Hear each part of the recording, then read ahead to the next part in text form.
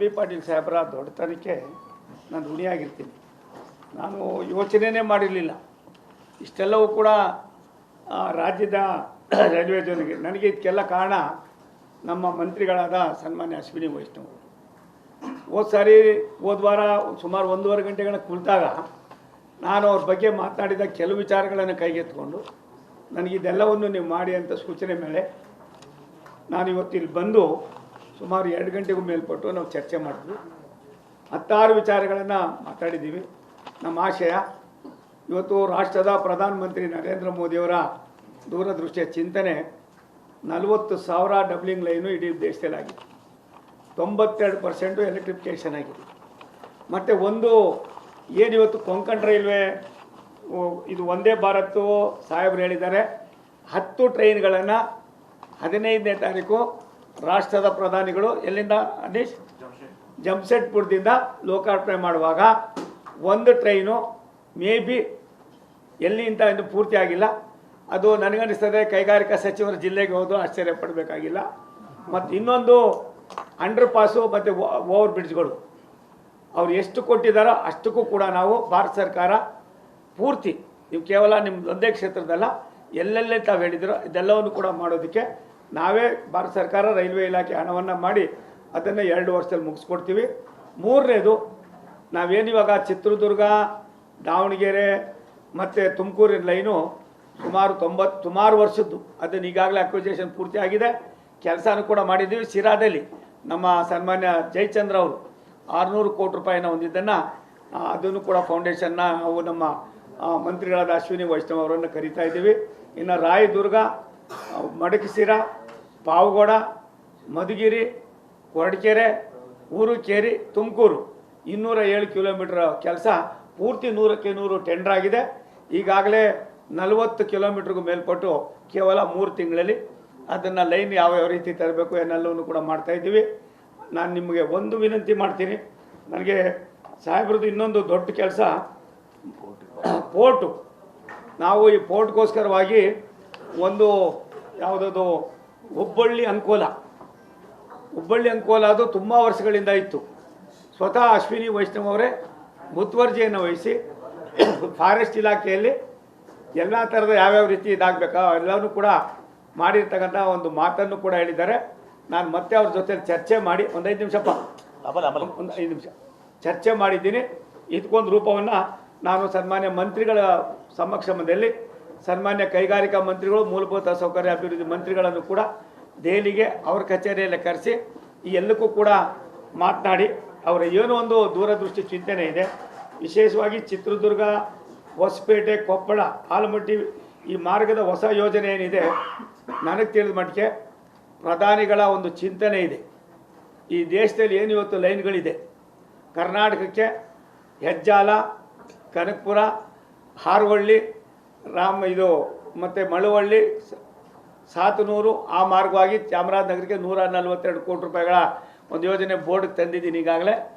ಇದು ಕೂಡ ಏನೀಗಾಗಲೇ ಸಾಂಕ್ಷನ್ ಆಗಿದೆ ಸಾಹೇಬ್ರದ್ದು. ಇದಕ್ಕೆ ಒಂದು ಮೋಕ್ಷ, ಅದಕ್ಕೇನು ತೊಂದರೆ ಏನಿಲ್ಲ ನಿಮ್ಮ ಈ ಕೆಲಸಗಳಿಗೆ. ಒಂದು ವಿಜಯಪುರ ಮತ್ತು ಇದು ಪೋರ್ಟಿಂದೇನಿದೆ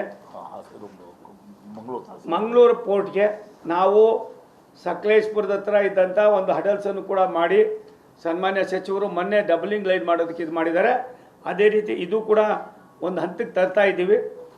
ಸನ್ಮಾನ್ಯ ಸಚಿವರಿಗೆ ಒಂದು ಮಾತನ್ನು ಹೇಳ್ತೀನಿ, ರೈಲ್ವೆ ಇಲಾಖೆ 50 ವರ್ಷದಲ್ಲಿ ಆಗದೇ ಇರೋ ಸಾಧನೆಯನ್ನು ಇವತ್ತು ಸನ್ಮಾನ್ಯ ನರೇಂದ್ರ ಮೋದಿಯವರು ಮಾಡ್ತಾಯಿದ್ದಾರೆ. ಅನ್ಯತಾ ಭಾವಿಸ್ಕೊಳ್ಬಾರ್ದು. ತಾವು ಒಬ್ಬ ಹಿರಿಯ ಸಚಿವರಿದ್ದೀರಿ, ಈ ಕೆಲಸವನ್ನು ನಾವು ಮಾಡಿಸೋದಕ್ಕೆ ಎಲ್ಲ ಥರದ ಕ್ರಮವನ್ನು ತೆಗೆದುಕೊಳ್ತೀವಿ.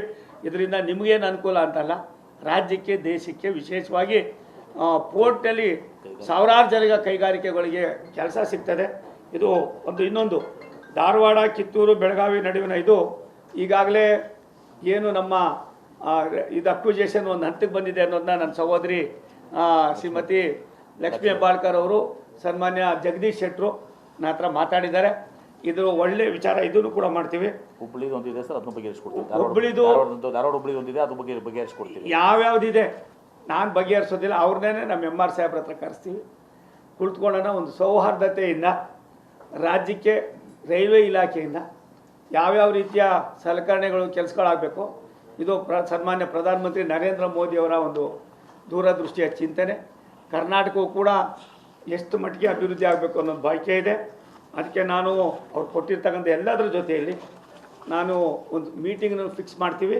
ಮತ್ತು ಕೋಚ್ಗಳದು ಮತ್ತೊಂದು ಏನೇನಿದೆ ಇದೆಲ್ಲದರ ಬಗ್ಗೆಯಲ್ಲೂ ಕೂಡ ನಾನು ಒಂದು ಮಾಹಿತಿಯನ್ನು ಕೊಟ್ಟು, ಯಾಕಂದರೆ ಹೊರಗಡೆ ತೆಗೆದುಕೊಂಡಾಗ ಎಷ್ಟಾಗ್ತದೆ, ನಮ್ಮಿಂದ ಅದಾದ ಎಷ್ಟಾಗ್ತದೆ, ಇದಕ್ಕೆ ಯಾವ್ಯಾವ ರೀತಿ ಇಂಟ್ರ್ಯಾಕ್ಟ್ ಮಾಡಬಹುದು. ನಾನು ಮೊನ್ನೆ ಚೆನ್ನೈಗೆ ಹೋಗಿದ್ದೆ, ಕಲ್ಕಟ್ಟಾಗೆ ಹೋಗಿದ್ದೆ, ಇದು ಸಿಕಂದ್ರಾಬಾದ್ಗೆ ಹೋಗಿದ್ದೆ. ಇದಲ್ಲದೆ ಮಣಿಪುರ ಮತ್ತು ಮೇಘಾಲಯ, ಛತ್ತೀಸ್ಗಢ ಕೆಲವು ಭಾಗಗಳಿಗೆ ನೀವು ಹೋಗಬೇಕು.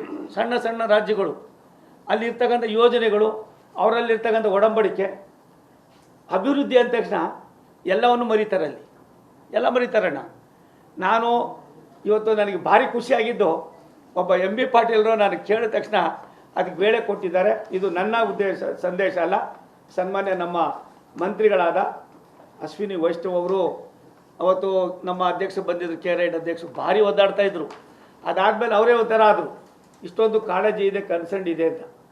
ರೈಲ್ವೆ ಇಲಾಖೆ ಒಂದು ಎಷ್ಟು ಮಟ್ಟಿಗೆ ಇದಾಗ್ತಾ ಇದೆ ಅನ್ನೋದು ತಾವೆಲ್ಲ ನೋಡಿದ್ದೀರಿ. ಇದರ ಕೊಡುಗೆ ಮೋದಿಯವ್ರದ್ದಿದೆ.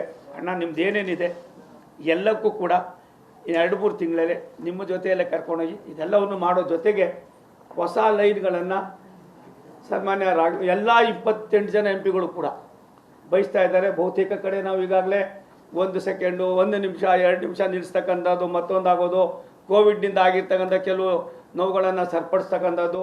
ತುಮಕೂರಿನ ನಾನು ಸಚಿವನಾದ ಮೇಲೆ, ಮಂತ್ರಿ MP ಆದಮೇಲೆ ಆ ಭಾಗದ ಜನರಿಗೆ ನಾನೇನೇನು ಕೊಟ್ಟಿದ್ದೀನಿ ಅನ್ನೋದನ್ನೆಲ್ಲ ಒಂದು ವೈಟ್ ಪೇಪರ್ನ ಇನ್ನೊಂದು 1-1.5-2 ತಿಂಗಳಲ್ಲಿ ಹೊರಡಿಸ್ತೀನಿ. ರಾಜ್ಯ ಸರ್ಕಾರ, ಕೇಂದ್ರ ಸರ್ಕಾರ ಒಂದು ನಾಣ್ಯದ 2 ಮುಖಗಳಾಗಿ ಕೆಲಸ ಮಾಡೋದಕ್ಕೆ ಇವತ್ತು ಕರ್ನಾಟಕದ ಸನ್ಮಾನ್ಯ ಸಿದ್ದರಾಮಯ್ಯನವ್ರ ಸರ್ಕಾರದ ಹಿರಿಯ ಸಚಿವರಾದ ಸನ್ಮಾನ್ಯ MB ಪಾಟೀಲರು ಒಂದು ದೊಡ್ಡ ಮನಸ್ಸನ್ನು ಮಾಡಿದ್ದಾರೆ. ಭಾರತ ಸರ್ಕಾರದ ಪರವಾಗಿ, ನನ್ನ ಇಲಾಖೆ ಪರವಾಗಿ, ಅಶ್ವಿನಿ ವೈಷ್ಣವ್ ಅವರು ನಮ್ಮ ಕೇಂದ್ರದ ಮಂತ್ರಿಗಳ ಪರವಾಗಿ ಅಭಿನಂದನೆ ಸಲ್ಲಿಸ್ತೀನಿ. ಒಂದು ಮಾಧ್ಯಮದ ಸ್ನೇಹಿತರಿಗೆ ಹೇಳ್ತೀನಿ, ಅಂಡರ್ ಪಾಸು, ಓವರ್ ಬ್ರಿಡ್ಜ್ಗಳು ತುಂಬ ವರ್ಷದಿಂದ ಇದ್ದು ನಾವೇ ಸ್ವತಃ ತೀರ್ಮಾನ ಮಾಡಿ 100ಕ್ಕೆ 100 ರೈಲ್ವೆ ಇಲಾಖೆ ಬರ್ಸೋದು ಅಂತ ಮಾಡಿದ್ವಿ. 11,000 ಕೋಟಿ ರಾಜ್ಯ ಸರ್ಕಾರ. ಇದು ಕೇವಲ ಸಿದ್ದರಾಮಯ್ಯನವ್ರ ಕಾಲದಲ್ಲ, SM ಕೃಷ್ಣ ಅವ್ರ ಕಾಲದಿಂದ ಇತ್ತು, ನಮ್ಮ ಕಾಲದಲ್ಲೂ ಇತ್ತು. ಇದಾಗೋದಿಲ್ಲ ಅನ್ನೋ ತೀರ್ಮಾನ ಮಾಡಿ ನಾವು ಕೈಗೆತ್ಕೊಂಡಿದ್ದೀವಿ. ಇನ್ನು ಮುಂದೆ ರೈಲ್ವೆ ಇಲಾಖೆಯಲ್ಲಿ ಲ್ಯಾಂಡನ್ನು ಅಕ್ವಿಜೇಷನ್ ಮಾಡ್ತಕ್ಕಂಥ ಹೊಣೆ ಮಾಲೀಕ ಆಯಾ ರಾಜ್ಯ ಸರ್ಕಾರಗಳೇ ಮಾಡಬೇಕಾಗ್ತದೆ. ಏನು ಸಾಹೇಬ್ರೆ, ಆಯಾ ರಾಜ್ಯ ಸರ್ಕಾರವೇ ಮಾಡಬೇಕಾಗ್ತದೆ. ಬಾಕಿ ಯೋಜನೆಗಳನ್ನು ನಾವು ಮಾಡೋದಕ್ಕೆ ತ್ವರಿತಗತಿ ಇದ್ದೀವಿ. ಅದರೊಳಗೂ ವಿಶೇಷವಾಗಿ ತಾವೇನು ಕೊಟ್ಟಿದ್ದೀರಿ, ನಿಮ್ಮೆಲ್ಲ ಅವಶ್ಯಕತೆಗಳನ್ನು ಒಟ್ಟಾಗಿ ಸೇರಿ ಇಬ್ಬರೂ ಸೇರಿ ಕೆಲಸ ಮಾಡಿ ಅದು ಜನರ ಮೆಚ್ಚುಗೆಗೆ ನಿಮ್ಮ ಒಂದು ಕೊಡುಗೆಯನ್ನು, ನೀವು ಇರ್ತಕ್ಕಂಥ ದೂರದೃಷ್ಟಿಯನ್ನು ನನಗೂ ಕೂಡ ಹಂಚ್ಕೊಳ್ಳೋದಕ್ಕೆ ಅವಕಾಶ ಮಾಡಿಕೊಟ್ಟಿದ್ದೀರಿ. ಅಭಿನಂದನೆಗಳು.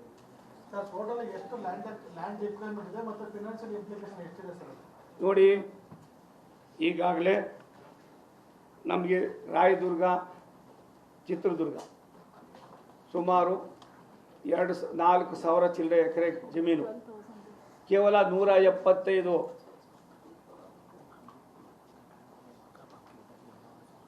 ಒಟ್ಟು ತುಮಕೂರು ರಾಯದುರ್ಗ 2,495 ಕಿಲೋಮೀಟ್ರು ಎಕರೆ. ಇದ್ರೊಳಗೆ ಉಳಿದಿರೋದು ಬರೀ 83 ಕಿಲೋಮೀಟ್ರಿಗೆ ಮಾತ್ರ ನಮ್ಗೆ ಅಕ್ವಿಜೇಷನ್ ಆಗಬೇಕಾಗಿರೋದು. 90 ಎಕರೆ. ಹಾಗೆ ಇಲ್ಲಿ ಇನ್ನು ಬಾಕಿದೆಲ್ಲವೂ ಕೂಡ ಮಾಡಿದ್ದೀವಿ. ತುಮಕೂರು ಚಿತ್ರದುರ್ಗ 182 ಕಿಲೋಮೀಟ್ರು, 2,145 ಕೋಟಿ. ಇದು ಕೋಟಿ ಅದು ಇದಾಗೋದು ಕಾಮಗಾರಿ. ನಮಗೆ ಉಳ್ಕೊಂಡಿರೋದಲ್ಲಿ ಇನ್ನೇನಿದ್ರೂ ಇನ್ನೊಂದು 190 ಎಕರೆ ಮಾತ್ರ ಅಕ್ವಿಜೇಷನ್ ಆಗೋದು. ಜಿಲ್ಲಾಧಿಕಾರಿಗಳು ಸನ್ಮಾನ್ಯ ಮುಖ್ಯಮಂತ್ರಿಗಳೇ ಸ್ವತಃ ನಾವು ರಿಕ್ವೆಸ್ಟ್ ಮಾಡಿ ಪತ್ರ ಬರೆದ ಮೇಲೆ ಸಭೆ ಮಾಡಿ ಎಲ್ಲ ಜಿಲ್ಲಾಧಿಕಾರಿಗಳಿಗೆ ಸೂಚನೆ ಕೊಟ್ಟಿದ್ದಾರೆ. ಈ ಯೋಜನೆಗಳನ್ನು ಪ್ರಧಾನಮಂತ್ರಿಗಳು ತುಂಬ ಆಸಕ್ತಿ ವಹಿಸಿ ಮಾಡ್ತಾ ಇದ್ದಾರೆ. ನಾವು ಅದಕ್ಕೆ ಕೈ ಜೋಡಿಸ್ಬೇಕು ಅಂತ MB ಪಾಟೀಲರ ಮಾರ್ಗದರ್ಶನದಲ್ಲಿ ನಡೀತಾ ಇದೆ. ನನಗನ್ನಿಸ್ತದೆ ಆಮೇಲೆ ಎಲ್ಲ